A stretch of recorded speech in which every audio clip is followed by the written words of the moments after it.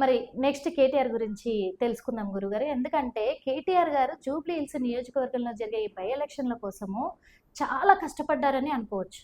ఎందుకంటే డైరెక్ట్‌గా ఆయనే రంగంలోకి దిగారు. ఆయనే రంగంలోకి దిగి ప్రతి ఏరియాలో కూడా సభలు ఏర్పాటు చేసి, ఆయనే ప్రచారానికి తిరిగి, ఆయనే కష్టపడుతూ బీఆర్ఎస్ ఖచ్చితంగా గెలుస్తది. ఇన్ని సంవత్సరాలు జూబ్లీ హిల్స్‌లో బీఆర్ఎస్సే అధికారంలో ఉంది. అందుకు బీఆర్ఎస్ గెలిపిస్తారనే ఒక నమ్మకము ఇక్కడ జూబ్లీ హిల్స్ నియోజక ప్రజలపైన నాకుంది అని గట్టి నమ్మకంతో ఉన్నాడాయన. అలాంటిది ఇక్కడ బీఆర్ఎస్ ఓడిపోవడానికి గల కారణం ఏంటంటారు? ఇప్పుడు కేటీఆర్ గారు మరి జూబ్లీ హిల్స్ ప్రజల మీద పెట్టుకున్న నమ్మకము వమ్ము చేసినట్టేనా? ఎలా అంటారు అసలు? ఇక్కడ మనము ఆలోచించుకోవాల్సింది ఏంటంటే మేజర్గా పార్టీ హ్మ్. పార్టీ యొక్క పగ్గాలు, హ్మ్. దాని యొక్క మూలాలు, హ్మ్. అక్కడ ఉండేటువంటి నాయకులు, ఓకే. మేజర్ నాయకత్వంకి ఇక్కడ వాళ్ళ మైనస్ ఏంటంటే కనుక కేటీఆర్ గారు. హ్మ్. కేటీఆర్ గారి మైనస్ ఏంటంటే తను మాట్లాడే విధానం. ఓకే. తను ప్రజల్లోకి వస్తున్నారు కానీ ఎక్కడ ఏమి చేయాలో మర్చిపోతారు. హ్మ్. అంటే ప్రజలకి సరైనటువంటి మాటలే చెప్తారు కానీ ఎంత చేసినా కేటీఆర్ గారే, కేటీఆర్ గారు. కేటీఆర్ గారు. ఇప్పుడు ఒక్కసారైనా సరే జూబ్లీ సెలక్షన్లో ఇప్పుడు కూడా సునీత గారిని చూసి ఓటు వేయలేరు, పార్టీని చూసే వేశారు. ఇప్పటి వరకు వచ్చినటువంటి మెజార్టీ కూడా పార్టీని చూసే వేస్తారు. కానీ ఇప్పటికైనా సరే జూబ్లీ ఎలక్షన్స్లో కేసీఆర్ గారు ఒక్కసారి రోడ్ షోకి వచ్చేసి ఒక్కసారి చెయ్యెత్తి మాట్లాడినట్టయితే ఏకధాటిగా ఏకగ్రీవంగా బీఆర్ఎస్ గెలిచేది. అంటే ప్రజలు ఏమంటున్నారంటే ఈ మాట విషయంలో నేను అడుగుదామని అనుకుంటున్నాను. ప్రజలు ఏమంటున్నారంటే అక్కడ ఉన్నది సునీత కాబట్టి సునీత గెలవదు, ప్రజలు గెలిపియరు, అందుకని కేసీఆర్ గారు రావడం వేస్ట్ అనుకుని ఆయన బయటికి రాలేదు అంటున్నారు. ఇది ఎంతవరకు లేదండి, నిజమంటారు? ఇప్పుడు వారు కొన్ని కోట్ల రూపాయలు ఖర్చు పెట్టారు హ్మ్. ప్రజల్ని తీసుకురావడం కావచ్చు, ఏదైనా ఇంకా వాళ్ళ కార్యకర్తలకు కావచ్చు, ఏదైనా సరే వాళ్ళు మీ రోడ్ షో కావచ్చు, కొన్ని కోట్ల రూపాయలు ఖర్చు పెట్టినటువంటి చరిత్ర అయితే ఉన్నది. హ్మ్. జూబ్లీ హిల్స్ ఎలక్షన్లో ఇక మనం క్యాలిక్యులేషన్ చేస్తే గనక మనకి జరిగినటువంటి భారతదేశ ఎన్నికల్లోనే ఒక కాన్స్టిట్యున్సీకి అన్ని కోట్లు పెట్టాల, అన్ని ఓకే. పార్టీలు కలిపితే కూడా ఓకే. అన్ని కోట్ల రూపాయలు మనకి జూబ్లీ హిల్స్ ఎలక్షన్లో జరిగినాయి. ఓకే. నెంబర్ కూడా నా దగ్గర ఉన్నది కానీ మ్మ్. అది ప్రజల ముందు చెప్పడానికి అంత అవసరం లేదు. ఓకే. అయిపోయింది ఎలక్షన్స్ కాబట్టి అయిపోయింది. ఇప్పుడు ఎట్లా గెలిచినారు అయిపోయింది. కానీ ఎన్నో కోట్ల రూపాయలు జూబ్లీ సెలక్షన్లో కుమ్మరించిపోసారు. హ్మ్. అంటే జూబ్లీ సెలక్షన్స్ లో మేజర్ గా ఎందుకు ఆదాయం వస్తుంది కాబట్టి చేశారు.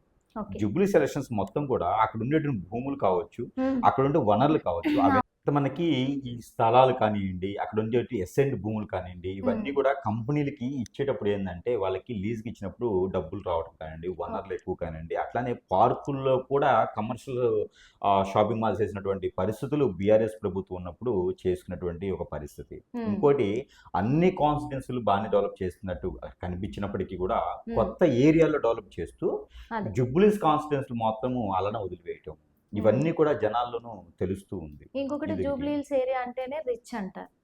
మన రిచ్ అంటే దాంట్లో. డబ్బుల కోసమే రిచ్ తప్పితే వేరే ఎందులో రిచ్ లేదండి. హ్మ్. డెవలప్మెంట్ ఎక్కడ ఉంది?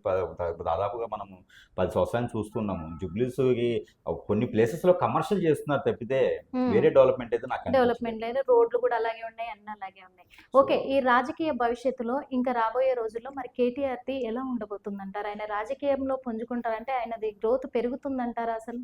ఇక్కడ ఒక చిన్న విషయాన్ని ఏంటంటే కేసీఆర్ గారు ఉన్నంత వరకు కూడా హ్మ్. పార్టీ అనేది కేసీఆర్ గానే అనుకుంటారు. హ్మ్. హ్మ్. హరీష్ రావు గారు వచ్చినా హ్మ్. లేకపోతే కేటీఆర్ గారు వచ్చినా కూడా వారిని పార్టీ మెంబర్స్ గానే గుర్తిస్తారు తప్పితే అంతే. పార్టీ పర్సన్స్ గా తప్పితే పార్టీ పగ్గాలు తీసుకొని ఏదో మేజర్ గాని గుర్తించరు. గుర్తించు. జనాల్లో రాలేరు అలాగా. హ్మ్. ఒకటి. రెండోది కవిత గారు బయటికి రావడం ఒకటి మైనస్. ఓకే. కేసీఆర్ గారు బయటికి రాకపోవడం ఒక మైనస్. మైనస్. ఇక్కడ బయటికి రావటం, ఇక్కడ రాకపోవటం. ఇక జూబ్లీ సెలక్షన్లు అయితే కేసీరావు గారు, హరీష్ రావు గారు కూడా వాళ్ళ నాన్నగారు కాలం చేశారు కాబట్టి అవును. మనకి ఆయన ఎక్కువగా ప్రచారంలో రాలేకపోయారు. రాలేకపోవడం ఒక మైనస్ జూబ్లీస్ అయితే. ఇక కార్యాచరణ, భవిష్యత్తులో కార్యాచరణ అయితే కనుక ఏపీ ప్రభుత్వాన్ని మనం చూసుకున్నట్టయితే ఒకప్పుడు వైఎస్ఆర్సీపీ ప్రభుత్వాలు ఉండేవి. హ్మ్. వైఎస్ఆర్సీపీ ప్రభుత్వం కొన్ని ప్రభుత్వాలకు సపోర్టింగ్ చేసుకుని వచ్చేసినవి.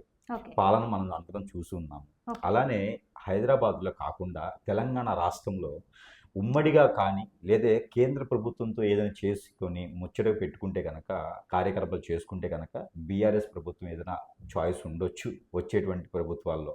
అంటే నెక్స్ట్ రాబోయే రాదు. అంటే అధికారంలోకి వచ్చే అదృష్టం కేటీఆర్ ఉంటుందనా? గారు ఒక్కరే కనుక ప్రచారకర్త అయ్యి కేటీఆర్ గారికి పదవులుండి కేటీఆర్ గారికి పార్టీ ఉన్నట్టయితే కనుక ఉమ్. రానున్న రోజుల్లో కూడా కొంత ఇబ్బంది కలిగించేటువంటి అవకాశం మెండుగా ఉంటుంది. మరో విషయం, తెలంగాణ రాష్ట్రంలో మరొక 2 పార్టీలు కొత్తవి కూడా ఏర్పడే అవకాశాలు ఉన్నాయి.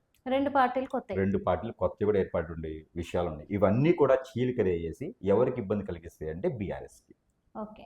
బీఆర్ఎస్ ప్రభుత్వానికి ఇబ్బంది కలిగిస్తాయి. మరొక విషయం ఏంటంటే కేటీఆర్ గారి జాతకము రానున్నటువంటి 6 సంవత్సరాల పాటు కూడా కార్యకర్తగానే జాతకం ఉంటుంది. కాబట్టి ఆయన పదవి ఉన్నది లేదు కాదు, అతనికి ఏంటంటే ఒక పార్టీ నాయకుడు కాబట్టి అతనికి ఏదో ఒక రకమైన పెద్ద పదవి ఉంటుంది. అతని ఉంటుంది. జాతకం అయితే కార్యకర్తే, కార్యకర్త. అతని జాతకం కార్యకర్తే. మరొకటి, ఆ కార్యకర్త గల జాతకానికి తగ్గట్టుగా అది పార్టీ వాళ్ళు కావచ్చు, శ్రేణులు కావచ్చు, శ్రేయోభిలాషులు కావచ్చు, శత్రువులు కావచ్చు, ఎవరైనా కావచ్చు, మిత్రులే శత్రువులు అయి ఉండొచ్చు, కావచ్చు. వారు వారి మీద చేయించినటువంటి క్రియలు ఓకే. ఇవైతే ఖచ్చితంగా ఉన్నాయి. ఈ 6 సంవత్సరాల లోపు నాలాంటి గురువుల దగ్గరికి వస్తే అతనికి ఏదైనా సొల్యూషన్ దొరుకుతుంది. దొరుకుతుంది. లేదు అంటే అతని జాతకం ఇలానే తిరుగుతూనే ఉంటుంది. తిరుగుతుంది. ప్రచారం చేస్తారు, అక్కడ దాకా వెళ్తారు, అక్కడి నుంచి చూసుకొని షేక్ హ్యాండ్ ఇచ్చుకొని కంగ్రాచులేషన్స్ అని చెప్పుకొని వస్తుంటారు. ఇది. Thank you, అతను thank you. అదృష్టవంతుడు, జాతకస్తుడు, కానీ తప్పదు. థ్యాంక్ యూ సో మచ్ గురుగారు.